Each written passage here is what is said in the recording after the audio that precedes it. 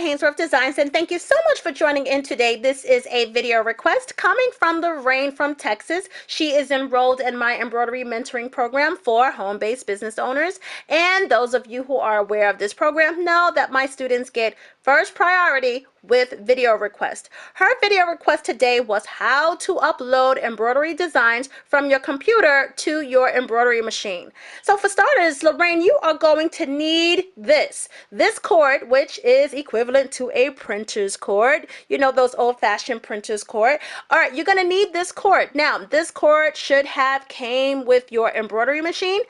If you do not have it, you can go to Staples, Office Max, Office Depot, one of those, even Walmart, Target. Go into their computer section and you can purchase this cord. Now, I have my cords labeled because they come in strips from what I understand, and this one came with my embroidery machine, and I did not want to confuse it with my printer cord or my other embroidery machine. And so it has this little part right here, and from what I understand, this is the strength, the speed, everything. I don't know, but that's what I was told. Okay, and so one end looks like this, kind of square, like so, and this goes inside of the printer or your embroidery machine. So if you are using, let's say, the same cable for both, and you're kind of bouncing back from, one device to another, then this is the part that would go inside of the embroidery machine, and then the USB part would go inside of your computer. Okay, so let's get that done. Okay, so I don't normally have my laptop sitting on top of my embroidery machine table, but the light is here, the embroidery machine is here, and it's just very convenient to have it this way. Okay, so you want to locate where your USB ports are on your laptop or on your desktop, on your computer, and that is going to be these drives right here. Okay, you are going to plug that USB portion into your drive, and then you're going to take your cord and you're going to plug this into the embroidery machine. Okay, so on the Entrepreneur series, you're going to have 3 ports, okay? You're going to have 2 USB ports, which is located here and which is located right here. But you want to use that port that looks like a printer's port, which is going to be the 3rd one here. So now that you have your cord plugged into your computer, now just plug it into your embroidery machine. Okay, so let's go inside of the computer. Now, I know that computers are set up differently. We all set up our computers according to, the files that we visit the most and so forth. What you are looking for is an icon that looks like a file. Okay, so if you look at the icons down here below, you will see the icons for the programs that I use the most. If you look towards your lower left part of the this menu tab, you will see that there is a little icon that looks like a file. Whichever way that you can get to this file in your computer, whether it's from your starters button or you have it posted onto your desktop, that is the icon that you want to click on, because that's going to lead you inside of your computer. And so if I click on that icon, it's going to take me to the frequent folders, the downloads, the documents, pictures, and so forth.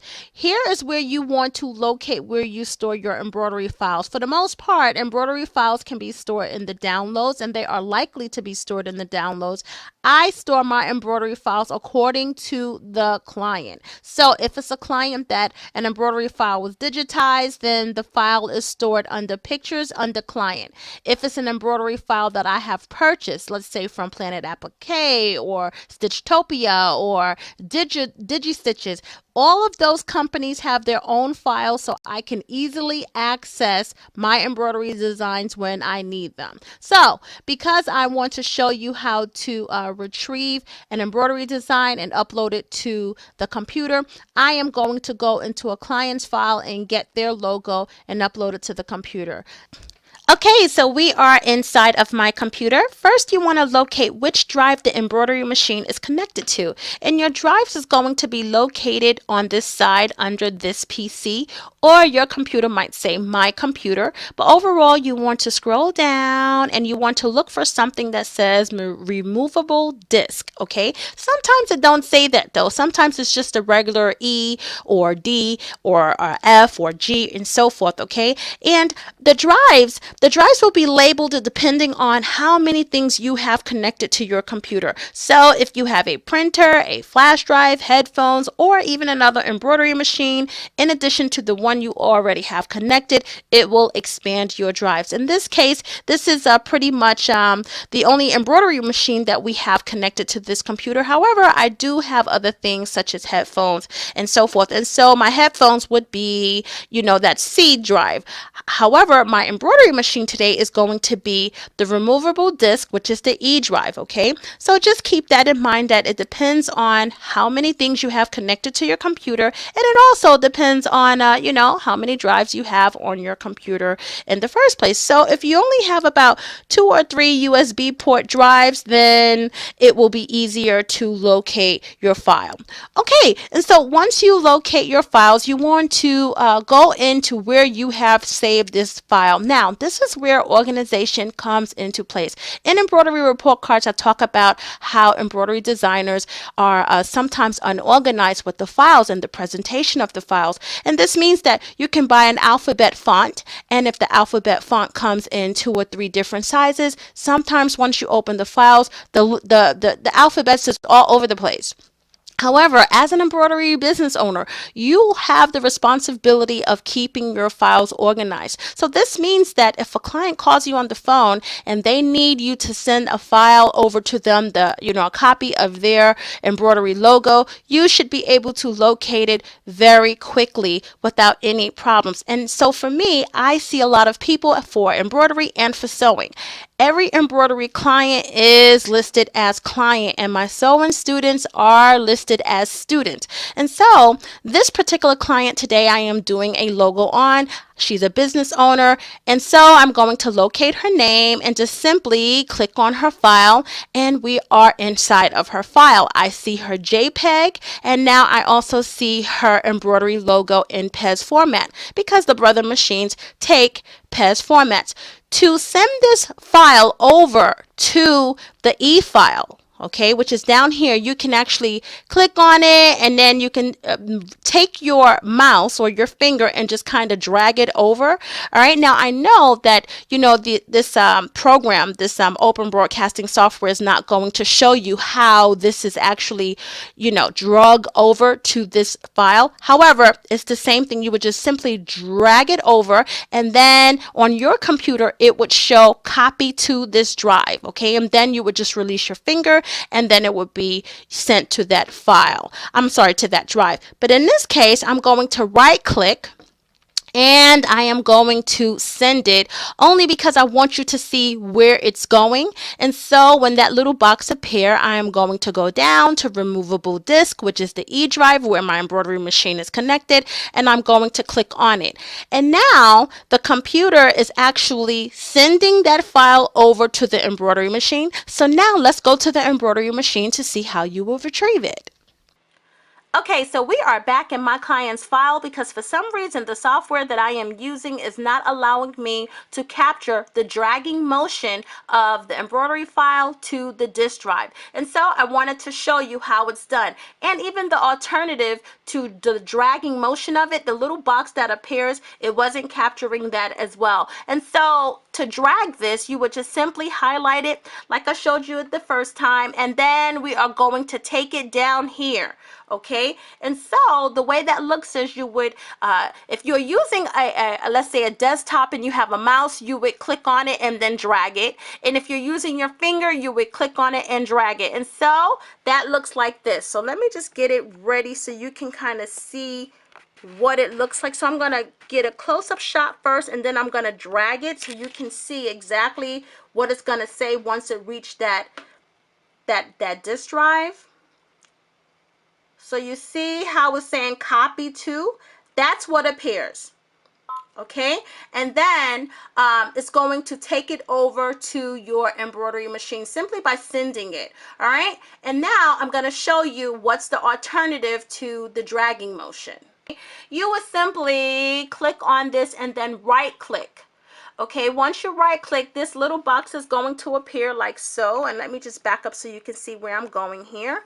And then you are going to send it to your E drive or to your drive where your embroidery machine is connected to. In this case, it would be to my E drive. You would then go highlight on send to, and then another little box is going to appear, and then you would locate the drive that your embroidery machine is connected to. In this case, it was the E drive, and now it has sent that file over there. So now I'm going to meet you back at the embroidery machine so we could take a look at how to retrieve this file. Okay, so we are at the embroidery machine, and once you are at the embroidery machine, this is going to be your home screen, and you are going to see 3 rows with icons. You want to direct your attention to the last row, and you are going to see a series of icons like so, okay? And so you're going to see an icon with an embroidery machine, a USB port with a mouse, and something that looks like a desktop or a laptop with a USB port. That is the icon that you are going to click on to retrieve your embroidery file, and your embroidery file will appear. Now, if you had a series of embroidery files here, let's say you have multiple, you had alphabets, you had fonts, you had other embroidery designs, you would have the option of clicking on which embroidery file that you have. But in this case, we only uploaded one, so you just want to simply click on it, and it's going to appear above like so. Okay, and now if you are satisfied with the file that you have selected, you want to now click on Set. Okay, Set is going to transfer you over to the editing screen. And here you will have the opportunity of rotating the file, adding additional files, sizing it up, changing the colors. And once again, you can refer back to how to change the colors simply by pressing this icon with the color chart. And remember, you did request a video on that and it was made. And so if you wanted to resize this embroidery file at this point, you would simply click on size, which is going to be here, and let's get a close shot up on that. Okay, so here are your buttons for editing. And then I'm going to actually pull back so you can actually see the embroidery file either being increased or reduced. So you would just simply click on size like so, and then these icons would appear, and it will tell you if you're going to stretch it, you know, pull it apart, or if you want to just increase it altogether, you can do so. So let's say, for example, we wanted to increase the size.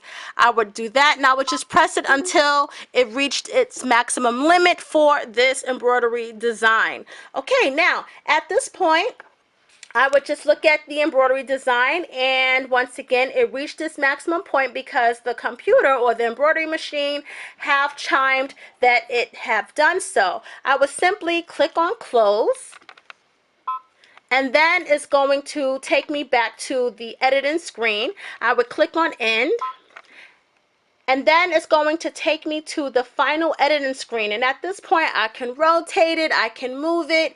But if I didn't want to do anything to it and I was ready to move on to embroidering, I would simply click on sewing. And then it would take me to the screen of beginning to embroider. Okay, now remember, if you wanted to change the color, you can change the color simply by pressing this icon and then selecting the color head that you would like to switch it on. Okay, and to begin embroidering, you have to tell the embroidery machine that you are ready to embroider. To do that, you have to unlock it. So you would press unlock, and then at this point, that button is going to turn from red to a flashing green. If you are ready to embroider and you like the thread that is going to start embroidering on, in this case it's going to embroider this in whatever color that I have on number 1, then you just press that button and the machine will automatically begin embroidering your design. That's all I have for you today. If you like this video, give it a thumbs up. And Lorraine, if something wasn't clear and I need to do a do-over, you know I don't mind. So if there's a step that I may have went a little bit too fast or was just a little bit unclear, simply inbox me, send me a text, call me on the phone, send me an email, post your comment below, and I will address area that was not clear. And if all of you want to come visit me in the group Embroidery Boss, if you are an embroidery business owner or an hobbyist, you can come and visit me on Facebook in the group Embroidery Boss, or you can visit me at CandyAtHainsworth.com on Facebook. That's all I have for you today. Give me a thumbs up, subscribe to my channel. Until then, I'll see you next time.